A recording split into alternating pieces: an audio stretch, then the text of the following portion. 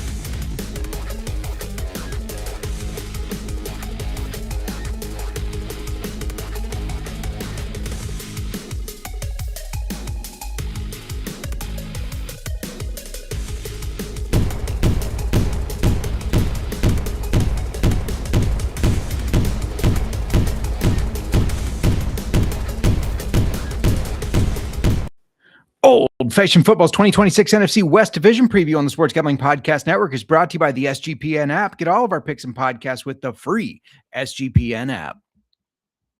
Hey, what's up? This is Sam Acho, and you're listening to Old Fashioned Football.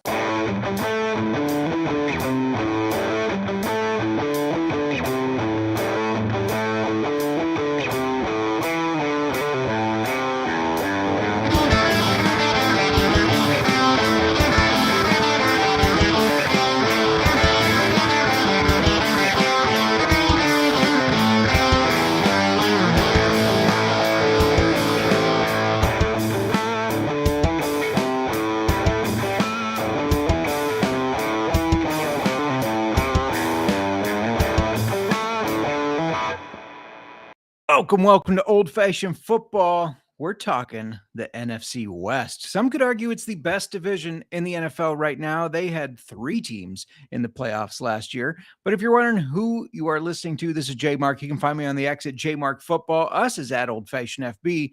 And before I keep going, because we are going to have some guests, but I gotta introduce the lady that's not the guest. She is the co-host on the pod and in life. You can find her on the X at the Mir. Mark, how you doing today? Doing good. How are you? I'm doing all right.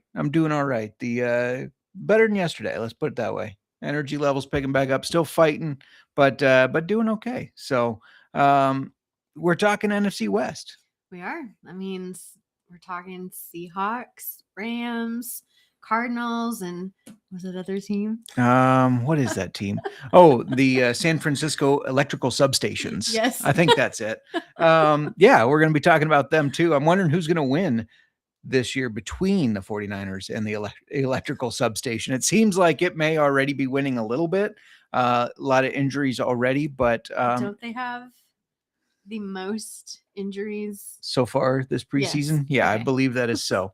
Checks out. It does check out, not to mention some problems with their owner.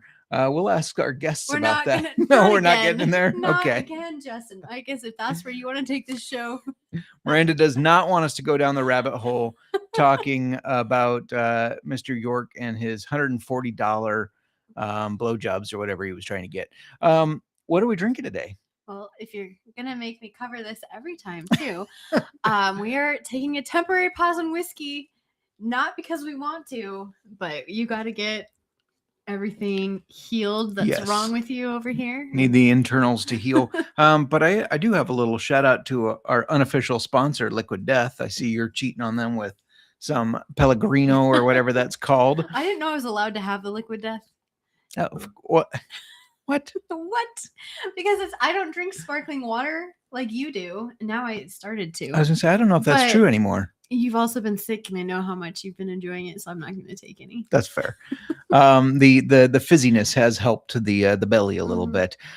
We're going to bring guests in. I said that, but real quick before we do, got to let you know that SGPN gives back. And on August 10th, a 7.4 earthquake hit the country of Colombia, the largest earthquake to hit there since the mid-1970s. Many cities and towns were deeply affected by this. Join SGPN to help rebuild the Jose Maria Carbonell School and help the city of Pereira get back on its feet. Go to sportsgamblingpodcast.com/relief to help today. Should we get these guests in here? Yes, let's bring them in. All right. I'm going to do it one by one. This first guy, you've seen him before. He's all over SGPN. He's all over, I guess, sports in general, really.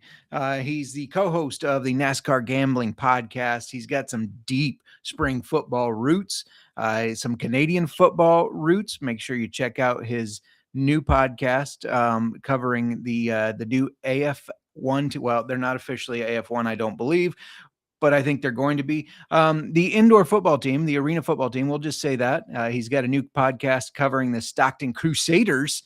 I was a guest on that one. That was fun. And he's also the, I guess you could call him the owner/manager of So You Like Sports, where you're going to find all sorts of off-the-wall sports write-ups and bets on things that you may never have heard of, but, you know, we're degens. We like to bet. Please give a big old welcome to Hot Rod Villagomez. How we doing? Cheers to you guys. Look, I've got a Fireball whiskey. I'm a little bit of a wuss when it comes to whiskey, so I had to put the Fireball in with some ginger ale and some grenadine, and it's called a hot tamale. It tastes just like it. So wow, Ooh, a little wuss when it comes. That sounds good. That does sound good. So And we're not bringing any whiskey to the show, so you're bringing it for us. Rod's got us covered. And the way he was holding his pen, I actually thought he had a stogie too. So he's like, "Here's what we're doing, guys." This is a nervous tick thing, but no, listen, it's so good to be here with you guys. I love sitting on this side of it because I love having you guys have to run the show, and me, I just sit there and drink my whiskey and every once in a while sound like I know what I'm talking about. There you go. There you go. And if you have not tuned in before, maybe you haven't heard this story, but Rod is the reason that we are podcasters because he got me into podcasting. He said, you know, why don't you hop on the show? And I was like, oh, I don't know, man. And he's like, no, it'd be fun. I hopped on there. He's like, you got to come back and do that again. And I ended up becoming a little addicted to it. It's like, you know what, this is kind of fun. And so then that blossomed to us, obviously, having our own pod. And it all started with this guy here. You sure did. I would say I'm sorry, but I'm not. I mean, because you guys exactly. are the brightest spot out there in the pod world, and I love what you guys do. And if I was even a tiniest part of that, that's awesome. But you guys are naturals, and we love listening to you guys. Appreciate it. Our other guest, and by the way, Rod's here because he's a 49ers fan. Our other guest, also a 49ers fan. He's not the co-host of any pod, but that's okay. He is the co-host of Raising My Godson. So that's important. Our godson. Sorry, our godson. He was my godson first. I'm just kidding. Actually, I think Katie probably decided first. And my You name think was so? probably thrown out first. I believe his wife does wear the pants. So that checks out. Welcome to the show. Welcome back to the show, Mr. Nick Fortune. Fortune, how you doing? Hello. And he's muted. Always. Unmute yourself. There you go. I'd like to point out that I actually nominated you guys to be the godparents. See? Oh, yeah. So whose name came out of your mouth first? It's a trap, Nick. It's a So trap. let's talk about 49er football here. This is a good time to be talking about 49er football. We're not talking about the minor details at all. You guys will be both inspirational people to my son Jack, who is currently napping, taking a rest, hopefully sleeping well, and hopefully not keeping mom up. There you go. Shout out to the chat. We got the parentals checking in. Hey, Rod and Nikki. So got a Nikki in there. We're going to jump right into this. And we're going to start with your guys' favorite team, the Seahawks. Oh, wait, that's not right. But they did win the division last year, so we have to start with them. Obviously, 14-3, won the division, won the Super Bowl. We all know that. Biggest coaching change, offensive coordinator Clint Kubiak no longer there. He was hired as the head coach for the Raiders. So they bring in Brian Fleury, but he's from the Shanahan coaching tree, which Shanahan, Kubiak, it's going to be pretty much the same type of offense, I think. But it is his first time as an NFL play caller, so that could go awry. I don't know what happened with their team as far as player movement, I guess. Yes, they lost some pieces there, including running back Kenneth Walker, and on defense they lost cornerback Reek Woolen, edge rusher Boye Mafe, and safety Kobe Bryant, who came over to the Bears, but he's injured, likely going to be out the whole season. Yeah. So they did re-sign Rashid Shaheed. Your guy.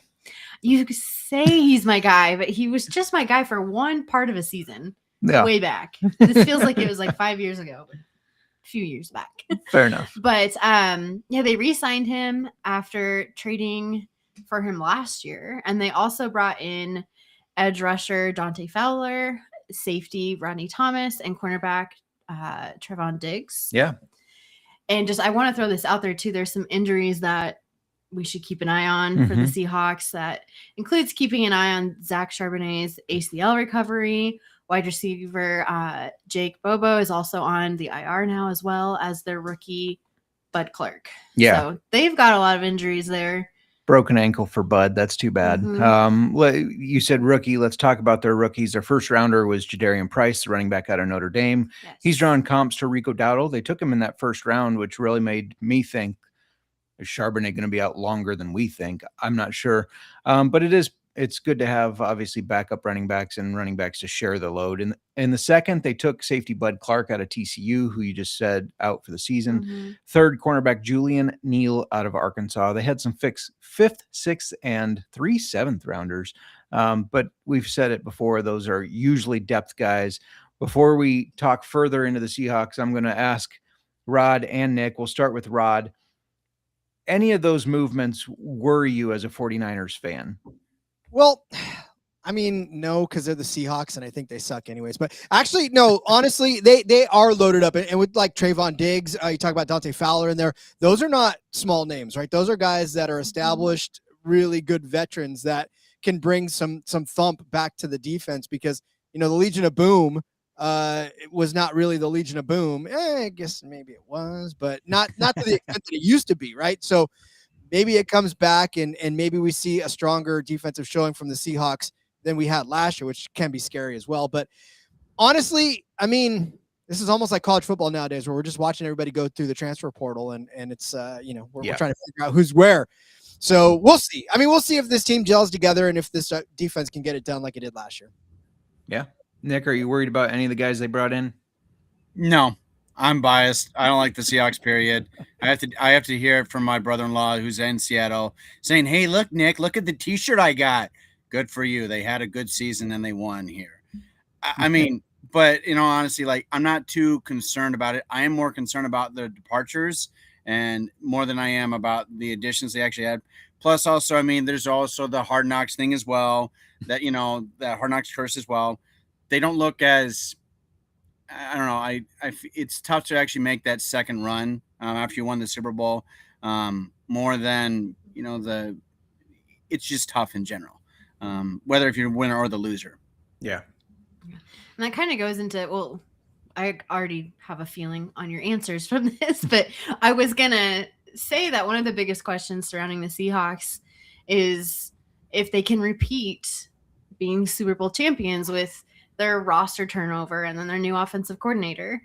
It doesn't sound like you guys are too concerned. No, I mean, you're also trusting with Sam Darnold, I mean, that's what it comes down. You are, and again, he's doubted us twice this year, but again, it's on the helms of Sam Darnold. But again, you don't have that running back, Kenneth Walker.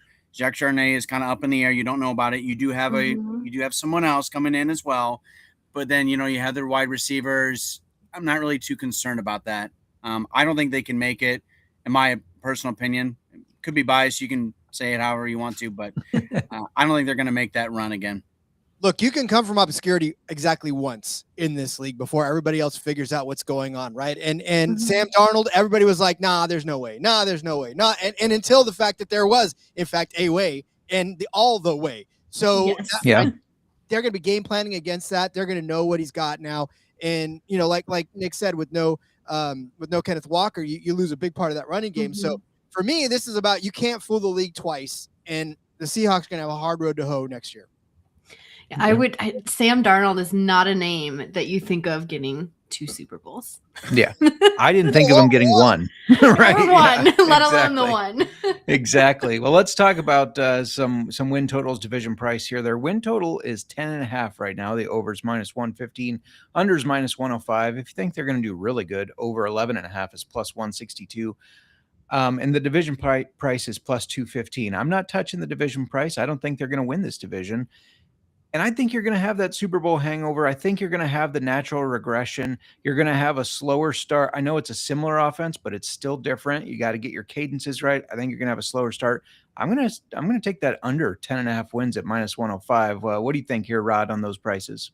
So for me, I think this could be an exactly 10 win season, right? I think this is, I don't know, 11. You're playing in the NFC West, and you, when you were prepping us, telling us it's the hardest division in the league, it really is, and it's hard to, like I said, repeat being that good against these teams season in and season out. So I would say exactly 10, which puts me at the under as well.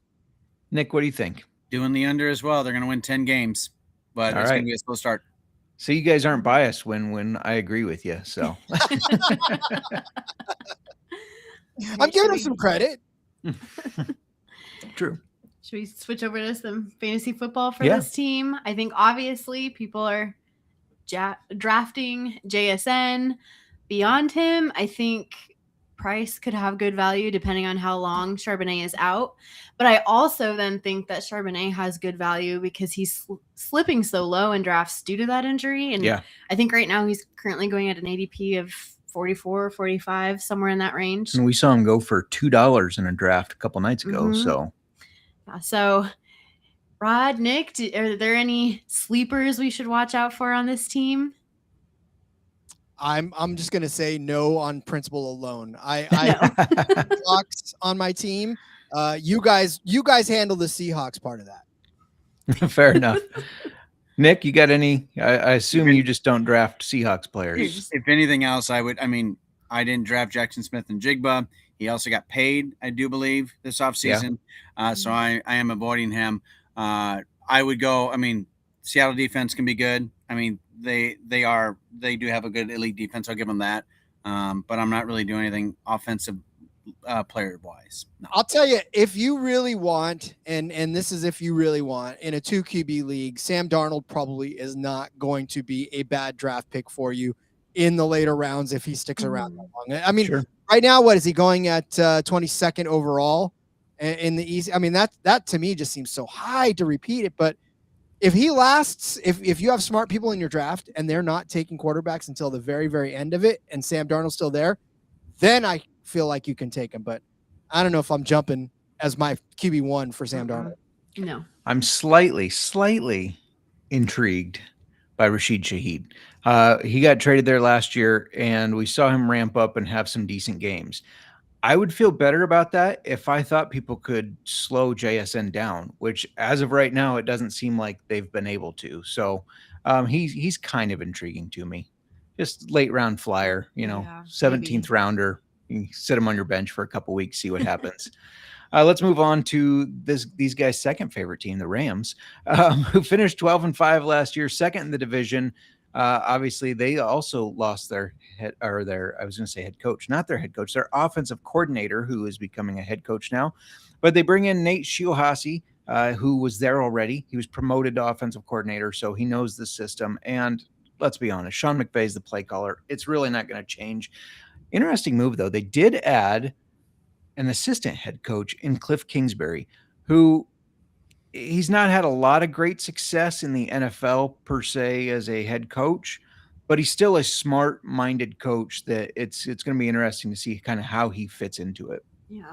Looking at the team with some of their offseason changes, they didn't lose too much, but they did complete a trade. They traded Jared Verse to the Browns, and in return, they received edge rusher Myles Garrett. He led the league in sacks last year. And then they also traded for all-pro cornerback Trent McDuffie. Yeah. And in the draft, I don't know. I thought it was interesting because for a win-now team, they shock everybody in the first round and take a future quarterback in Ty Simpson out of Alabama. His pro comp is Mac Jones.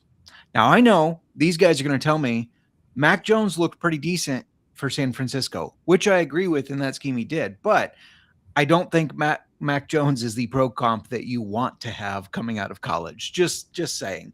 In the second, they did take tight end Max Clare out of Ohio State. And in the third, offensive tackle Keegan Trost out of Missouri. 6th and 7th rounders for depth. So, I mean, this is an interesting team. It is. And I think, there's just a lot of, question on if I think this is Stafford's last year. And do you think that they can stay healthy enough to get back to the Super Bowl? I know you have a lot of opinions on this, so I'm going to have you Yeah, take that one. and I'm sorry, you guys, you can put your earmuffs on, but this is the team that I expect to win the Super Bowl. I think that they have the piece, the moves they made on defense as Mhm. far as the cornerback and Myles Garrett. It just sets them up in that win it right now. I do think Stafford probably wins it and retires at the end of this year. If they don't win, I don't know. But I'll turn it over to you guys. Let's start with Nick this time. What do you think here with the Rams? Are they Super Bowl bound, and is it Stafford's last year? Are they Super Bowl bound? I think that they do have all the key weapons and everything else. I think they could make a run, but it's going to take that one injury to basically just knock them out. And again, this is Les Snead's just movement of just the win now mode, but yet he's done these past offseason moves before, and even in season as well, of just saying, I want to win right now. And he hasn't done so well. The Jalen Ramsey trade, that's a key thing that he did a couple years back. But no, this is probably the team that could actually go to the Super Bowl, hands down. They're going to be the big threat. But the real question is, I think there's a lot more issues, at least in the beginning of the season. Puka Nacua, don't know about any discipline as well. We haven't heard anything as well. I've heard that, he could miss that week 1 down in Australia, potentially.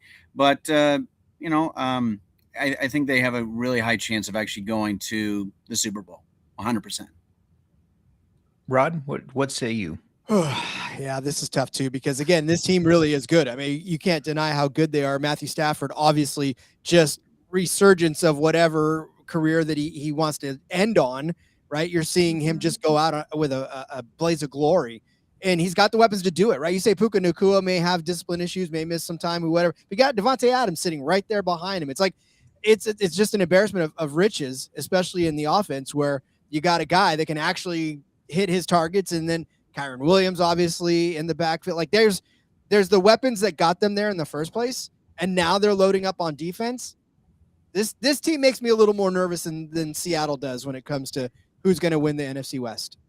Well, from everything I read, Caleb Williams and the Bears scared them so much in the playoffs that they had to upgrade that defense. So, I mean, it makes sense. It makes sense. They said we got to be able to get to Caleb and cover Cole Kmet so that they don't force overtime. Let's talk about some prices, some betting prices here, if I could speak. The win total is at 10.5, just like Seattle. Over is -125, under +105. Over 11.5 is +154. I'm taking that over an 11.5. I think they win 12 games or more. And then the division price -105. They're the favorites for a reason. They made all the moves. I'm playing 2 teams to win this division. They are one of them. Seahawks aren't the other, so you guys will have to find out if it's going to be the Niners or the Cardinals. But what do you think of those prices? We'll start with Rod. Win total 10.5, division price -105. You think that's right on the money there? Well, barring injury, I don't see how you can't win at least 11 games, if not 12 games. Like you, Justin, I think I'd take the over, even the 11.5 at that point, because 12 wins last year and they haven't gotten any worse. Like that's the problem. They just haven't gotten any worse. So how can they not win 12 games again this year unless their schedule's really hard or Stafford goes down or, you lose somebody key. But yeah, I mean, I think the over 11.5 is the play, because I think they do get to 12, if not even 13. Nick, what do you think? I would take the over on the wins 100%. They're going to win it. Barring injury, they're going to win a lot of games. Yeah. Absolutely. That hurt. I don't want to do that again. I may have to go drink after this. Well, I'm drinking now. Let's switch over to fantasy football for them. I know, Nick, you had mentioned Puka potentially not playing that first week. I don't think he's getting suspended this year. I was going to say, you did do a little deep dive, and you said what the trial's not till 2028. Yeah, so or the civil whatever it is. Civil case, yeah. It's which March of 2028. They could suspend him before a verdict, but it seems like normally the NFL's like, we're going to wait and see what the authorities say. That's how the NFL talks. That's the old-timey voice they use. Yeah, that's their voice. We're going to wait to see what the authorities say. Yeah, we're going to see what the authorities say. Wow. Okay. Well, anyway, I think people can draft Puka with confidence. You should be drafting him if you have that chance. I know you're hesitant, Justin, on Kyren Williams, but I think he's still a great Always. draft pick. He's currently going at RB14, and I had him in my top 12. I did not. I know you didn't. They also have got Davante Adams. He's also a great draft pick and at a discount price at wide receiver 25. I had him in my top 12 at wide receiver 11. I think I had him at 10. So I think he's a top 12 wide receiver. I don't know why he's going so low, but that's a great value. Yeah. And then speaking of discounts or great value, Matt Stafford is going at QB 12.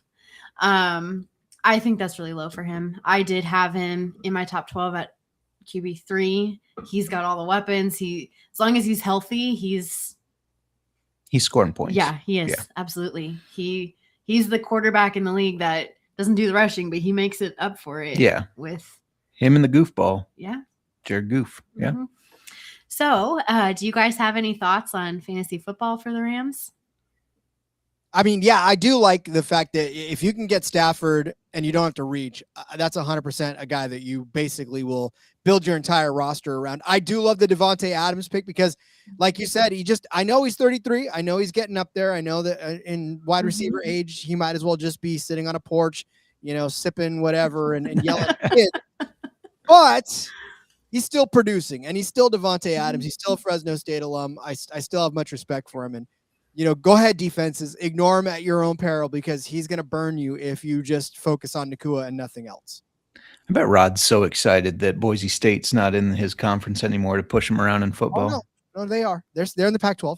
Oh, Fresno moved with them? Yeah. Oh, yeah. Oh, I didn't even realize that. Mm-hmm. Well, there you go. Rivalry's still there, buddy. Never mind. Never mind. They're still going to get pushed around. Nick, what do you think for Rams players in fantasy football? I love Matthew Stafford. I picked him in the listener league. He was my last pick just before because I got the last pick. Yeah, I was gonna take him on this next round. And she talked about that too. Well, you know what, Miranda? Still out there, and I think he's gonna be QB3. So not sorry. But I also do like Davante Adams. I kept him in your guys' league, I do believe. I still like Kyren Williams. I know the threat of Blake Corum is actually there too. I picked him up in a couple leagues there's too. No threat there. It's going to be 50-50 this year. Both. But hold on. When Sean McVay says he's going to get a big piece in like the offensive role, that screams like, okay, you got to go take him. Because again, they were both scoring touchdowns in games last year. That's true. Well, I looked at the games where Blake Corum was getting a lot of fantasy points, and Kyren Williams still produced. Yeah. So it happened. It really did. I noticed that. But in those leagues, I don't have Kyren Williams, so that's why I'm picking up Corum. Yeah, that's my strategy too. I mean, I think both of them are going to be great too. I like Puka as well. I'm just throwing out there that maybe the disciplinary, I didn't know about all the details, but Puka's a good option. The one thing that I would probably avoid are their tight ends, because I don't really know who to even. I mean, they do have Jake Ferguson, but he's not, in Cowboys anymore. Cody Parkinson, maybe. I don't know. I think 1 week one's going to have a decent game. Next week, the next week, and you're never going to know. Right. No. Well, I mean, thankfully they don't have Jake Ferguson. They've got Terrence Ferguson. So. Oh, they have Terrence Ferguson, not Jake? Oh, never mind. Thank goodness for that. But they do have three. They have three. And when you have three, you don't even have one in that point, because Colby Parkinson and Tyler Higbee both frustrated the hell out of us last year trying to play daily fantasy. Like, which Rams tight end is going to be the one today? And now you got another kid in the midst. I was going to say, now they drafted one. Yeah. All right, we're going to talk about these guys' teams in just a minute. Before we do, I got to let you know that we're brought to you by Clutch Parlays. Clutch Parlays has predictions for every MLB, NFL, NCAA football, and NBA game. The predictions are updated live during the game, which means you get updated odds through every pitch, basket, and possession. They also highlight the best sports books to place their highest edge plays, which I love because during the game, we all know what it's like trying to go from app to app to app, trying to find the best price. They got it right there for you. Compete against others in weekly, monthly, and all-time profit leaderboards. And most importantly, it's easy to use. Even I can figure it out. It's got a simple and clean dashboard. Clutch Parlays is the one-stop shop for research and plus EV opportunities. And if you followed the play we gave out from Clutch Parlays on Monday night's show, which was to have the Cubs at that 51% edge they had as favorites at -1.5, you smashed money. The best part is you get 1 month free with promo code SGPN. That's clutchparlays.com, promo code SGPN. Don't forget that Circa Sportsbook is giving away at least $30 million in prizes for this year's handicapping contest. I say at least because that can grow depending on how many people sign up. There's no rake in this. Sign up in Nevada, play from anywhere. Come out to Circa for contest weekend, August 27th through the 29th, and you get 15% off your stay at the Circa with promo code SGP15. Plus, you get to meet guys like Sean, Kramer, Moneyline Mac, Colby. And if you're going to play, you're probably going to need a proxy, unless you live in Vegas, which I guess cheers to your liver. But if you don't, you're going to need a proxy. Head over to footballcontest.com. Use promo code SGPN to get $50 off your proxy fees. Okay. It's Best time. ad break ever because I didn't have to do it. Right? You said it so gracefully too. Time for the 49ers. They went 12-5, finished third in the division, which is crazy. 12-5 and you finished third. That's crazy. Mm-hmm. And for their changes and everything, I'm going to hand it over to you guys because you are my 49ers experts. You guys decide who wants to start. Totally your call. I'm turning the keys over.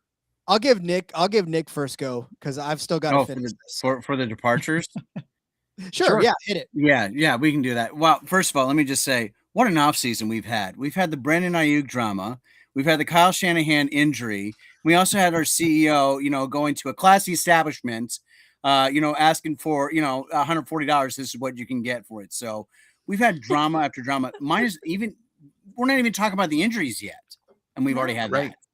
My gosh. So the biggest key departures I want to say for us, it's really honestly just coaches, to be honest. Robert Saleh, he's no longer the defensive coordinator, got a head coaching gig on over with the Tennessee Titans. Gus Bradley, he's a big, he was an assistant head coach, defensive coach, whatever you want to put him for a title. He's off. He's not with us anymore here. That we have other ones, but they're nothing really huge. Bryce Huff, our leading sack leader last year, he retired from the league as well.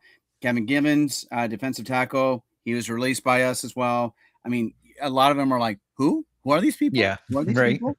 I mean, a bunch of no names here, but a ton of additions. We actually made, to quote Draft Day, the Browns GM, we made a splash in the offseason, I want to say. Who do we get? None other than the injury plague, Mike Evans. My gosh, this is what we need as well there, Mike Evans. Yes, this is what we want here, And we're the most injured team in the NFL. Absolutely. We're going to, what could go wrong with Mike Evans being signed as well here? So he went over to the 49ers. I love that. I love that thing as well. We also went to another injury wide receiver, Christian Kirk. He's already had a hammy injury as well. He's notorious for having ham injuries, but if both of them can stay healthy, they are going to be great wide receivers for us too. You left out the best wide receiver you guys brought in, Debo. I was going to say Debo. Well, I was getting there. My bad. Okay, I was getting there. We have a lot more additions, And then we went back to Debo Samuel after Ricky Pearsall, who is made of glass, we've just discovered, went on IR for a season injury. Unbelievable as well.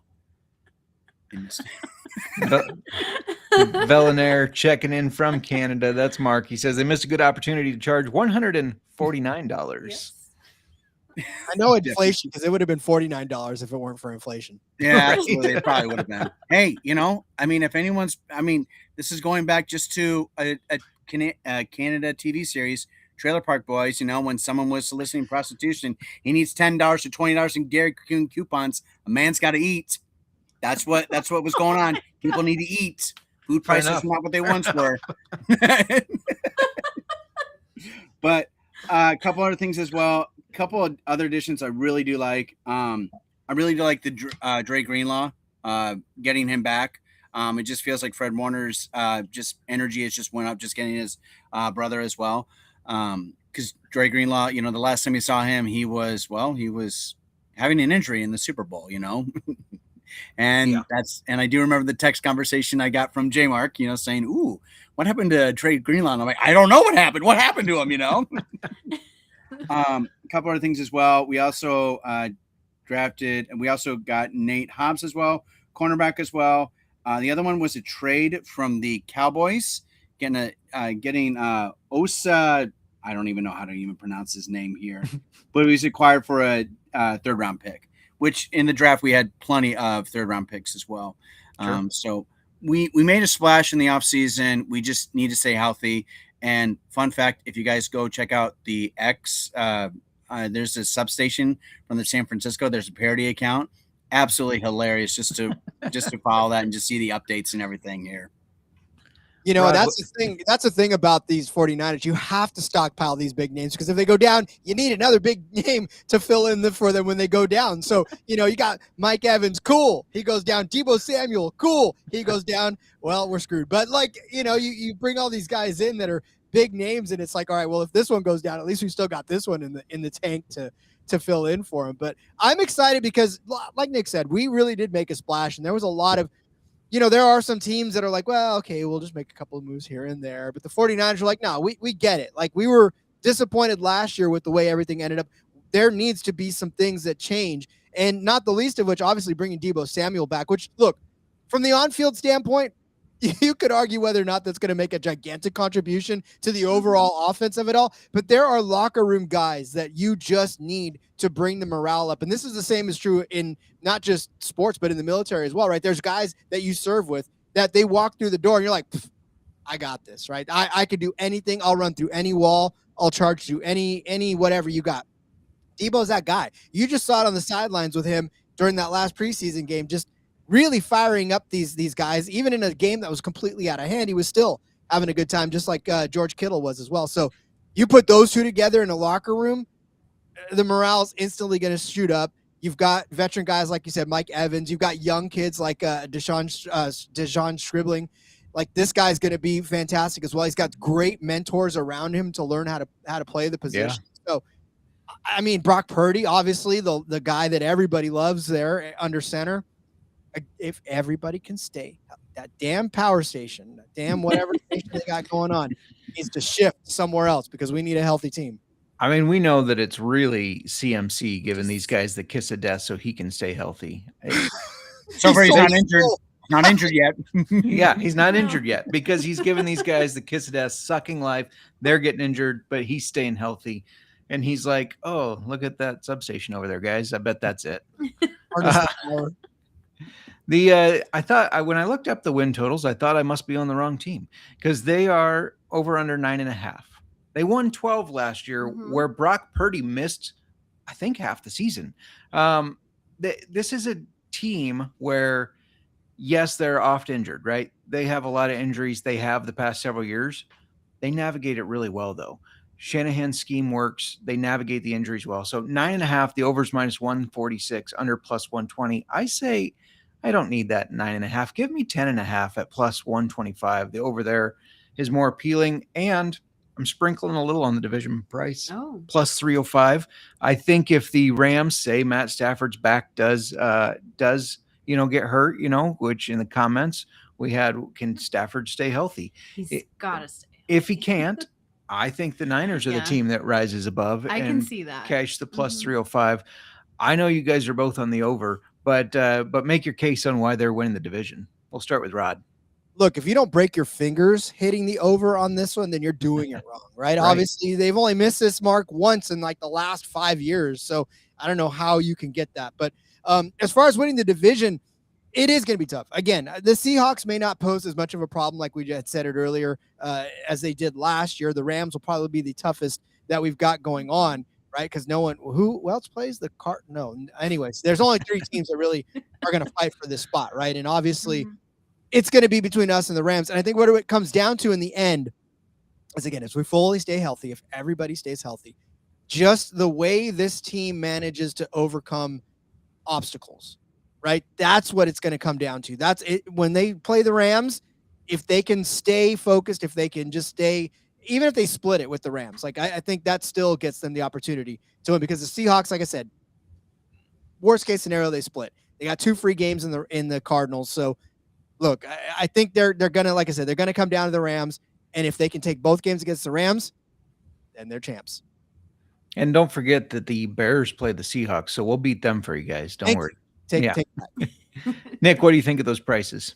Yeah, you have to take the over on the win total here. I think everyone's drunk here. I mean, the books are drunk, so Just Rod. take it. Yeah, just take the 10.5. Get the plus money and everything else here. I mean, it's really simple. When we got Jimmy G forward here, I'm just going to do this because the first 2 seasons under the Shanahan era, we did not have winning seasons.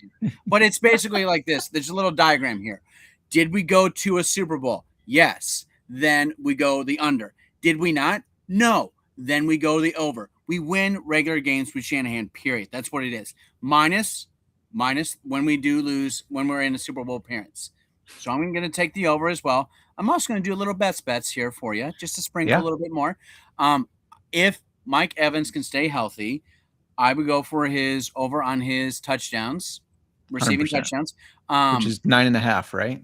It's actually, no, it is not 9.5. It's actually 6.5. Oh, 6.5. Yeah, and that's it's way plus too low. money right now here. So the books are drunk. Even the books expect him to get injured. Yeah, even the books do it as well. But also, I would like to put another bet out here for my number 1 tight end, Mr. George Kittle. 5.5 touchdowns plus, it's worth its juice to the over. -130 on the blue book, but again, he's worth it. 100% worth it. Take the over. Get some money in your pocket, folks. Absolutely. But again, just coming down to it, they're going to win over the 9.5. I do the 10.5. My preference here. I would sprinkle a little bit on the division as well. We have the opportunity to do it. It just really comes down to it for the Rams games. Who's going to be the other person's bitch? Shanahan or or Sean McVay?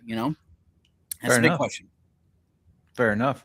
And yeah, I mean, we love Mr. George Kittle, Iowa Hawkeye, but can he stay healthy? I mean, he's another one that can he stay healthy? He's trying. He's trying, obviously. He's an aggressive player, and that's why he's fun to watch, because he's this aggressive, high energy, fun guy. He stays on the field for blocking, but can he stay healthy? I mean, that's all it comes down to. Your mom agrees. Yeah, hoping Kittle can stay healthy. He's a great dude. Iowa Hawkeye bias right there. Absolutely. We'll say every Iowa player in the NFL is a great dude. Right. They're Iowa nice. But we also, does that mean that we have to say Purdy is nice too because he's the Cyclone as well? No, Iowa Hawkeyes. Oh yeah, I like Purdy though. He's still. I know. I'm Come kidding. on. But also, just to point out why I like the over for Kittle's touchdowns, Brock Purdy in college and in this team, he loves his tight ends as well. If Kittle cannot come first touchdown, I like the other one, Jake Tungus or Luke Farrell for first time touchdown as well. That's good money. That's anytime touchdown as well for that first game. Is Mac Jones still the backup quarterback? He is. Yeah. Okay. So they're set. If something happens with Purdy, again, Mac Jones, not the pro comp you want, but he works well in the Shanahan scheme. I mean, but here's the thing about Mac too. Like he probably had a couple of offers. He probably had somebody biting and saying, True. "Hey, come play over here." But he was like, "Nah, I've got it set here because these guys all get hurt and I'll get on the field and hopefully I won't get hurt." Yeah. Not only that, I mean, anyone under Shanahan typically plays better. And he's a head coach you want to play for, even though I don't know who decided that he needed to have that porn star pedophile mustache right now for the offseason. I don't understand who thought that was a good idea. Don't besmirch the mustache. That thing is glorious, my friend. Oh, some of the photos, I'm just like, ooh. This is a Ryan Blaney fan admiring another mustache.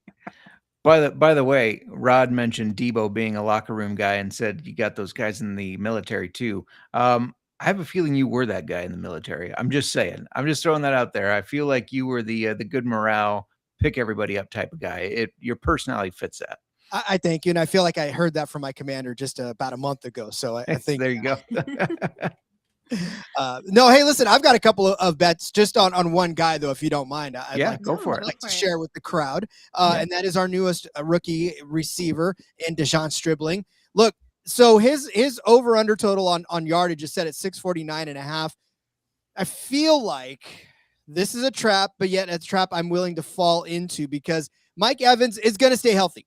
Let's get that straight. He's going to stay healthy, and all eyes are going to probably be on him because obviously they know it's Mike Evans and Brock Purdy's going to try to develop a relationship with Brock Purdy early, and that's going to leave Deshaun at least some time in the early goings to maybe catch some passes and maybe get some good yards after catch and build up a nice repertoire. Now, we all know CMC is the vacuum that sucks everything up, catches and yardage and all that stuff. And health. Yes, because he is now Can't forget feeding off of that. that crystal, right? Yeah. And channeling the health into him and not everybody else. But, Stribling's got an opportunity here to sort of be that number 2 guy. And the Niners have had good number 2 guys, right? John Taylor, all these guys going even back that far. So it's hard now with Christian McCaffrey being the guy that he is catching all these passes. But they need to kind of go away from that too. They need to find a way to get somebody else involved. And I think Stribling they got so they could get him involved in that. So I think over 649.5, that's -110 over on DraftKings. I'll nibble because I feel like that might be a path for him to get it. Seems like a not high hurdle to clear. Sure. So we'll give him that. And then I'll even toss in, how about FanDuel giving you Stribling as the most regular season rookie receiving yards for 26-27 at +600 for that one to happen. So, I mean, some of these other rookie receivers they've got going on, I feel like Stribling's in the best spot, right? I mean, the other guy is a rookie for Tennessee, and I'm sure he's going to get the looks that he expects to get. So, yeah, I think Stribling's in a good situation. I think he can pretty much cash this one at 6-1 and have you a good day. Yeah, absolutely. By the way, Dad checking in saying, I know it's cliche, but thanks for your service, Rod. Absolutely. Thank you for your support. All right, let's talk some fantasy football for the Niners, and I'm going to let you guys tell us who's going to be steals or busts, but I do want to know if you guys have any concern drafting Christian McCaffrey as your top running back. He's currently going at an ADP of 3. I think we both had him higher than that. I think he was number 1. Yeah, he was my number and 1. then I passed on him in a listener league, which was kind of weird. 1 overall. Justin, ask Justin if I have any qualms about taking CMC. Yeah, and he took him number 2. So, Yeah.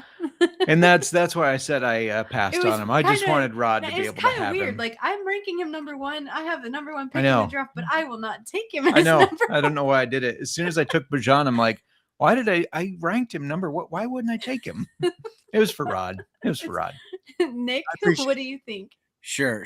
Just say that, Justin. It's for Rod. It's for Rod. I would not draft him just because I have this and I'm always nervous about every single game that when he gets tackled or injured, I'm like, is he going to get up? He's got it. He's got it. I personally don't.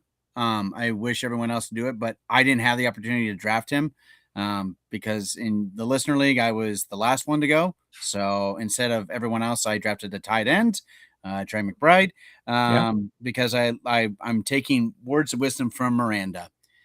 Got to get a higher tight end. So I said that he's a tight end that should go in the first round. Yeah. And it was the last pick of the first round, and then there he went. Yeah.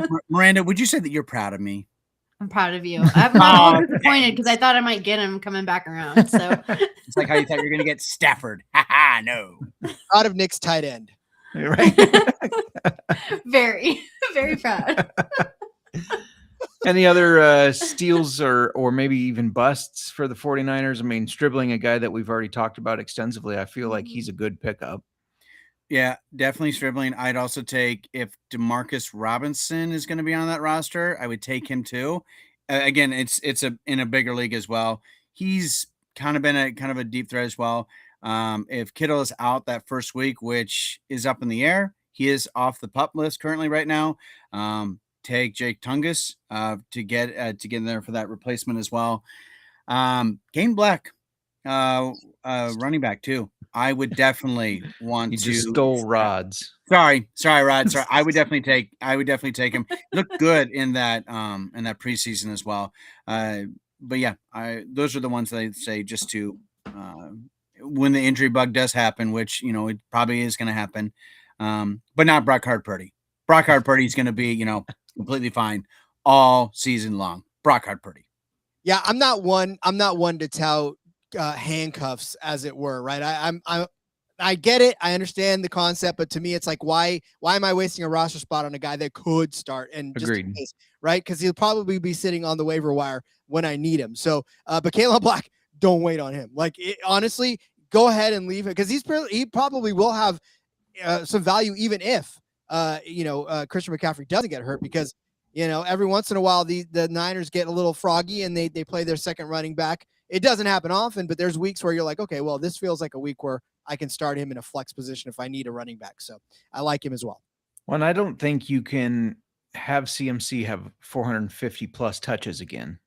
No, between catches, he always does.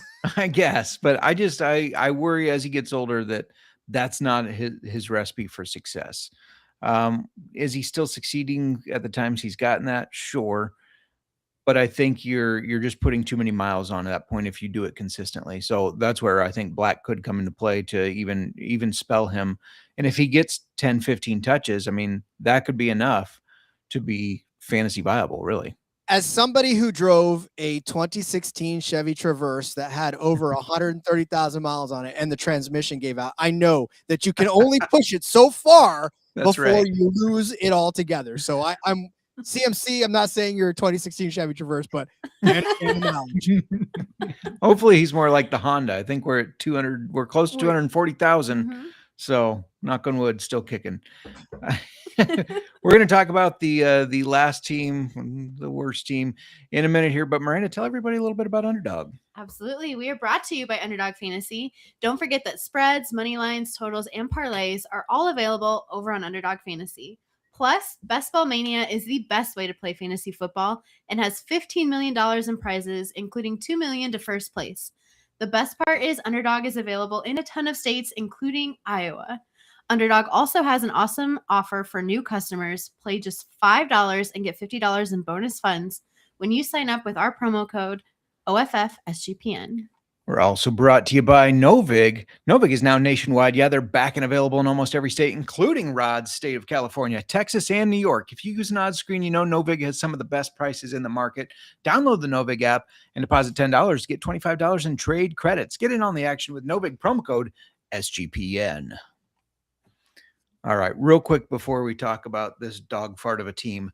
For those that don't know, I know we've mentioned it before, but for those that don't know, we always bring the dog into the podcast room here with us. Are you saying this because of what's happening in this room? And we recently started her on a supplement. It's a turkey tail mushroom supplement. It's supposed to be really good for their immune systems for older dogs. You know, as older dogs start getting those lumps everywhere, this is supposed to help prevent that.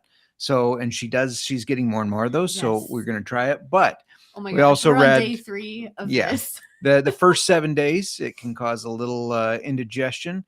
And she is stinking this room up so badly. The entire time I have been trying to it's almost eye-watering. It's bad. It is. My eyes are watering. I'm closer to her. It's bad. Sure you don't want to drink, Miranda?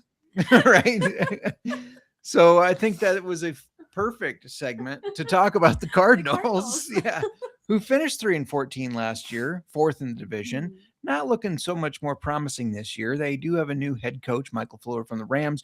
Offensive coordinator, Nathaniel Hackett. I've never been very impressed with him, even though LaFleur will call the plays. Nick Rallis stays as the defensive coordinator.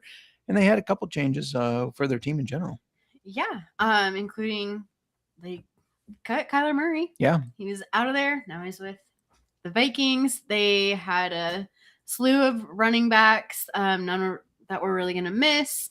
Some other veterans. I feel like this is a team that's on a full rebuild. Yeah. They signed running back Tyler Algier to a nice contract, and they brought in wide receiver Kendrick Bourne. Yeah. And it was an opportunity where I thought, man, Algier's finally going to get his chance. He's not behind Bijan, and the Cardinals said, not so fast, my friend, because in the first round, they went out and drafted Jeremiah Love out of Notre Dame. Mm-hmm. He's drawing comps to Reggie Bush. Second round, they got guard Chase Basantes out of Texas A&M. The third, they did take quarterback Carson Beck out of Miami. I'm wondering if we're going to see him this year out of Miami, formerly of Georgia. Just want to point that out. Thanks, transfer portal. The 4th, 5th, 6th, and 7th rounds, they drafted some depth pieces there. So, yeah. So I think the biggest question for this Cardinals team is, can they overperform expectations, or are they the worst team in the league? What do you guys think? Rod, I'm going to start with you.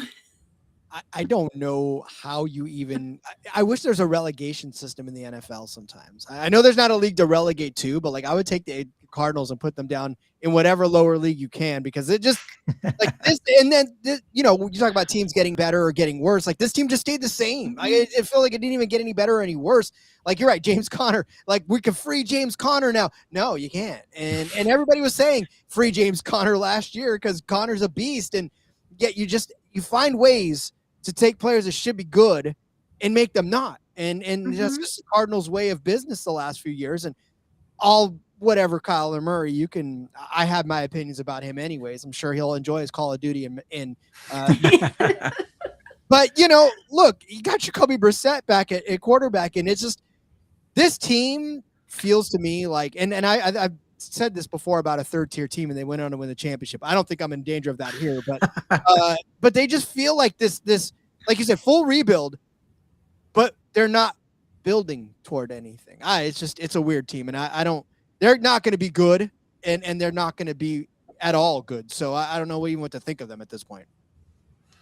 I will say I did simulate Madden 15 times just for an article that I'm working on, and twice the Cardinals won the division. I don't know if Madden I feel like the simulations have lost all of their credibility right? That you might be. Maybe a lot of the developers and programmers they went to Arizona University or something. Maybe that's what it was. Nick, what do you think about the Cardinals here? The worst team in the league? Ooh, they're right up there with the Dolphins and the Jets. Yeah.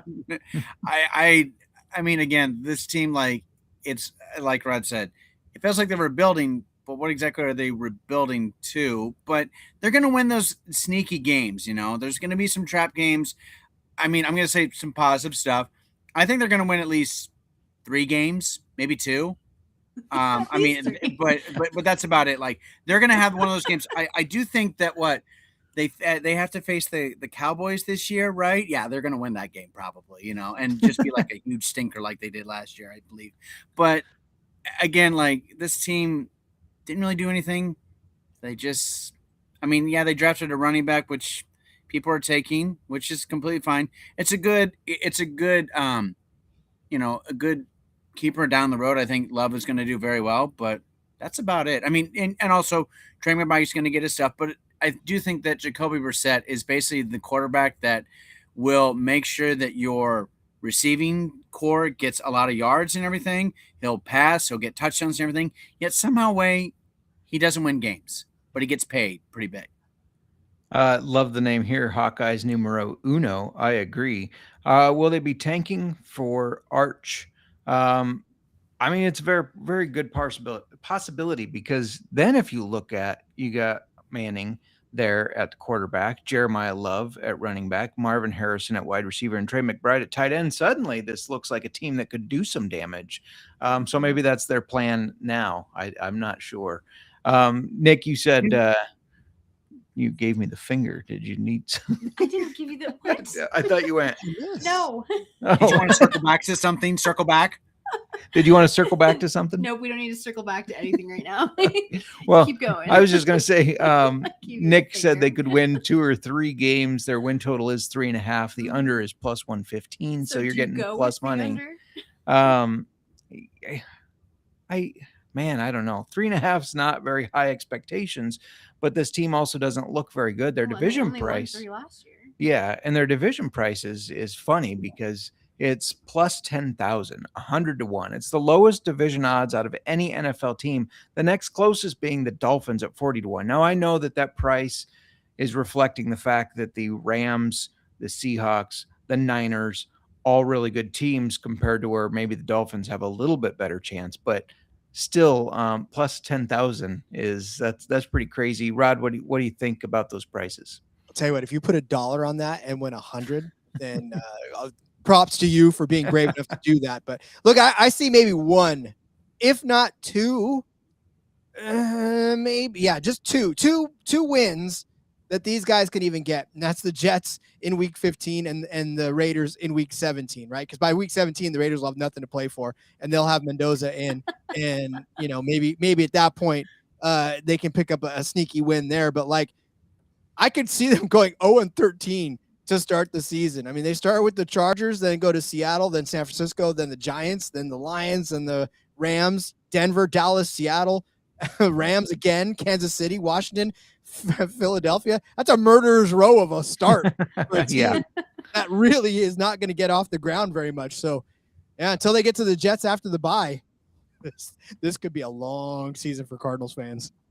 And I do believe they're favorites for the last team to win a game. So, for good reason. Mm-hmm. Yeah. All right, let's talk some fantasy football for them. Jeremiah Love has an ankle injury, but is not expected. Like, it's not expected to be serious. Right. If he slides in draft from his current ADP of 13, I think that's worth it. I don't know if I would take him at the 13 spot. I think outside of Trey McBride, he's going at an ADP of tight end 2. I had him ranked as my tight end 1. Outside of that, I'm hesitant on all Cardinals players. What do you guys think? I'm waiting for Nick. Okay. I'm just thinking. I'm like, who else to choose here?